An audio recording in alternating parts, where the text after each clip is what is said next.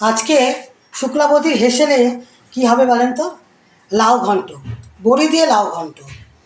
এটা আবার অন্যরকমভাবেও কাটা যায়, এটাকে কুচি কুচি করে কাটা হয়েছে। এরকমভাবে কেটে লাউ ঘন্ট করা যায় মাছের মাথা দিয়ে, চিংড়ি মাছ দিয়ে। আজকে আমরা করবো বড়ি দিয়ে। এতে লাগবে লাউ, এই যে লাউটা কাটা হয়ে গেছে।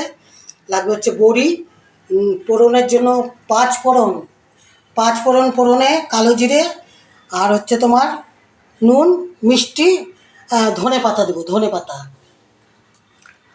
পাতা। এবার কড়াতে তেল দেওয়া হচ্ছে, তেল দিয়ে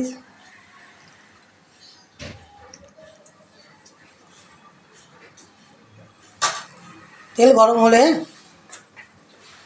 এবার পুরো দেওয়া হবে, শুকনো লঙ্কা ছেড়ে দে, শুকনো লঙ্কা, তেজপাতা, আর হচ্ছে পাঁচ ফোড়ন দিলে টেস্টটা ভালো হয়। বড়িটা ভেজে দে, এবার বড়িটা ভেজে নিয়ে তারপরে বস।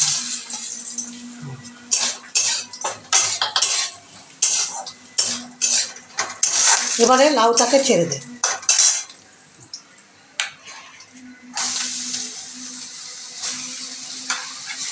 লাউ ছেড়ে দিয়ে নাড়াচাড়া করে নুন দিয়ে ঢাকা দিয়ে দিতে হবে।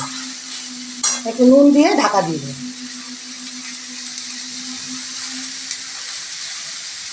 পরিমাণ মতো নুন, একটু সামান্য হলুদ দিয়ে, সামান্য, বেশি না, হলুদ দিলেও হয়, না দিলেও হয়, নিরামিষ রান্না তো একটু হলুদের দরকার হয়। তৈরি হচ্ছে লাউ ঘন্ট। দেখি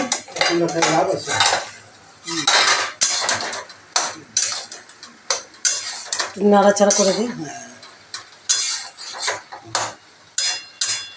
এটা একটু ঢাকাটা খুলে দে, দেখি কতটা হলো।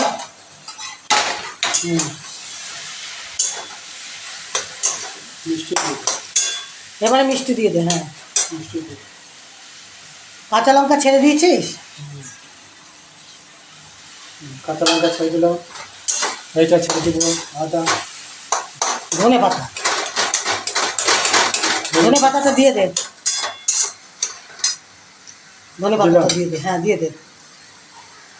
একটু নাড়াচাড়া করে আবার ঢাকা দিয়ে দে।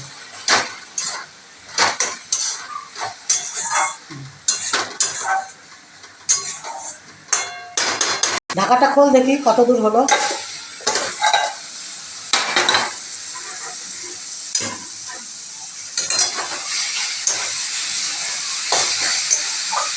হ্যাঁ, হয়ে এসছে।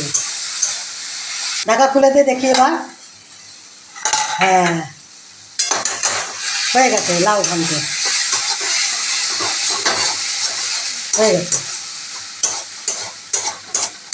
লাউ ঘন্ট রেডি। কি সুন্দর হয়েছে দেখতে, দেখেন। রান্নার কোনো ঝামেলা নেই, খুব সাধারণ, খেতেও সুস্বাদু, খেতে খুব সুন্দর। আমার এই রান্নাটা, রেসিপিটা যদি আপনাদের ভালো লেগে থাকে তাহলে শুক্লাবতী হেসেলের লাইক, কমেন্টস এবং সাবস্ক্রাইব করে বেল বাটনটা টিপে দেবেন। আজকের মতো শেষ করছি, নমস্কার।